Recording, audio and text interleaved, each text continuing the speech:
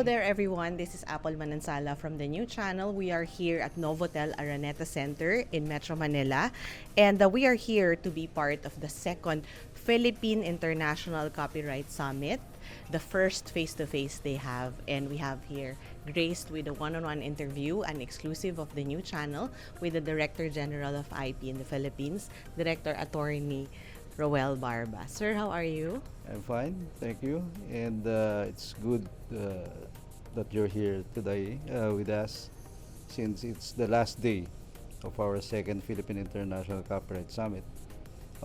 We started last Monday, and in fact, I saw you during the first day, right? Thank you for this opportunity to be with you this morning, this afternoon. We were actually here Monday and Tuesday, and then on some days I was just able to send some people. But depending on the activities, Yeah. because I understand that there are several activities each day. Mhm. Sir, yun nga yung question ko eh. Ano po ba yung goal and objective natin? Why did we have to stretch it into 5 days? No? Ano yung gusto nating ma-achieve doon? Actually, the main reason for the 5 days is because napakalawak ng creative industry. No? The copyright-based industry covers so many sectors like dancers, singers, performers, photographers, writers, authors. So that's why we have a 5-day event. If we can only shorten it to 1 day, 2 days, why not? But because of the coverage of the copyright-based industry, we deemed it only right and fair that we will give also almost all industries, all sectors in the industry coverage. Sir, this is a very extensive one, right? Mhm. So yung first po ba natin, which was virtual, pareho nito, or ito talaga na cover natin lahat ng industries na kailangan ng IP? Yes, the same. The first one, which was virtual in 2021, we were also able to cover almost all sectors of the copyright industry, and it also took us 5 days. But then it was virtual, so it was only as the organizers were together physically. So we also have to raise funds for this event because it's not easy to organize one, especially the expenses involved in holding one. Pero sir, congratulations because it's very well attended despite the weather this week. And I think the message really got across that it's really very important that you have to know all these things, all the details in each sector. Sir, kumusta yung whole week experience? I'm sure busy kayo pa rin, and how are you so far with the objectives that we have set for the event? Well, despite the weather, we're very happy that it was well attended almost all of the days, no? Starting Monday, and yesterday the weather was not so good, but we had good attendance, and hopefully that we'll be able to do it the next time we'll be in somewhere Visayas or Mindanao, so we'll be able to do it in the other parts of the Philippines where there are also creatives. Yeah. Sir, I was asking this offline kanina, but I mean to ask it during the interview. If there are artists or like companies or individuals who needed help for something that need to be IP'd, can they go to a certain a regional office? Maybe you can explain that a little bit. Yes, we have regional officers, no? Occupying sa table in the offices of the DTI, the regional offices of DTI. And aside from that, we have been going around the country conducting copyright caravans. Not only copyright, but also trademark, patents. And so far, we have visited provinces like Dumaguete, Jensan, Cotabato, even Cotabato, because IP is not one of those devolved in the bar. So we cover their requirements also. And we will continue going around the Philippines because, as I told my team, our work in the Intellectual Property Office is not done until all the Filipinos are aware of what IP is. That's a very strong Ambition.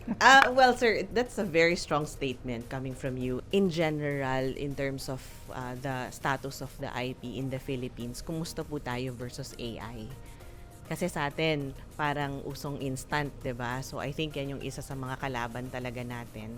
And I understand coming from and picking up some interviews also, small interviews while we're here na yun nga medyo nahihirapan pa tayo to cope up with the AI. Pero coming from you, sir, how are we able to balance that, right? Yes, the main reason for this second PIX, which we call the summit, is to be able to discuss the convergence of AI, artificial intelligence, with the copyright industries. No? That's why in all of the sessions from day one to the last day, there's a discussion of the effect of AI on that particular sector. So we have been working with our dialogue partners, the other IP offices, more advanced than us, no? Like the US, the European Union, even the World Intellectual Property Organization, on how we will be able to deal with such challenge.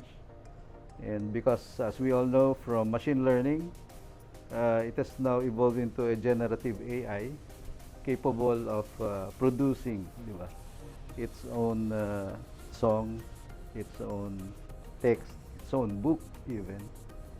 So in IPOPHL, so we have to really prepare ourselves, especially our examiners, on how we should be able to examine or deal with such applications in the future. Sir, yung application process, na-curious kasi ako dun eh. Kasi nag-a-apply din kami ng mga IP because of our shows on TNC and also some of our ideas and projects. Person talagang nag-ano dito, nagpa-process ng nito. Like, kasi we apply online, right? And then our examiners are real people na talagang they go Yes. through it. Yun yung trabaho nila. We still don't have robots in IPOPHL. Hindi, sir, kasi interesado ako mag-part-time eh. No, kasi it's nice to see. And then when you're looking at it, parang okay, nakikita mo kung identified ba to dito, ano yung differentiator niya, ganyan. So it's such an exciting job coming from a creative person like me. So I can just imagine ano po ba yung position ng Examiners, we have several engineers, lawyers in our office. Most of our examiners are engineers. So in the patent division, patent bureau, we have several divisions including nanotechnology, ICT. So we keep on developing also our capability. And thanks to our partners, the different IP offices like Japan, Korea, US, EU, for the capacity building they have been giving us. And we continue to work with them. In fact, in the first day, DDG Sylvie Forman of the WIPO was here, and she was very happy with the outcome. So, and according to her, I'll be back. I'll be back to the Philippines.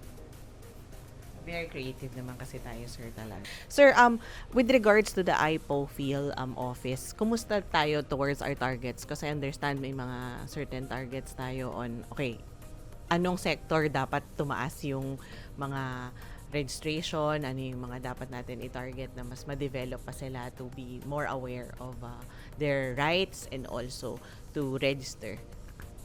Yes, as we continue our awareness programs, so aside from the caravans we conduct in the different provinces, we also continue with our IP learning sessions under our IP Academy.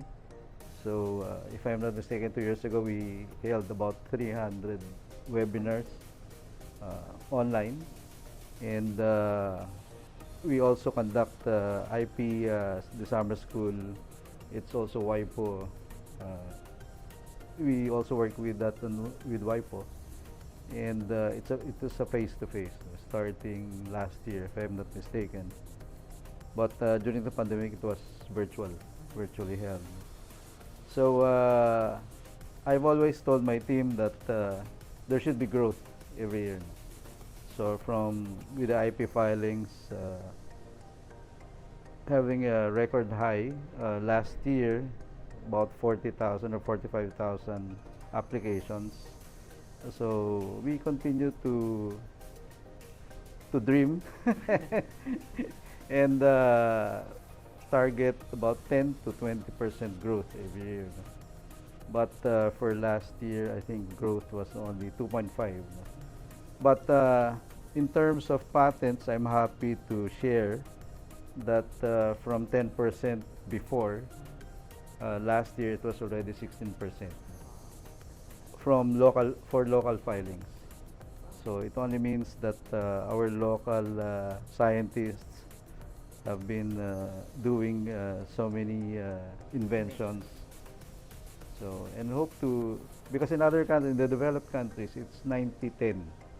So 90% local, 10% foreign. In our case, before it used to be 90% foreign, only 10% local. But for last year, it was already 16%. And for this year, I think we're also hitting 16%. That's good. That's very good. At least, sir, we're improving every year, 'di ba? Sabi nyo nga.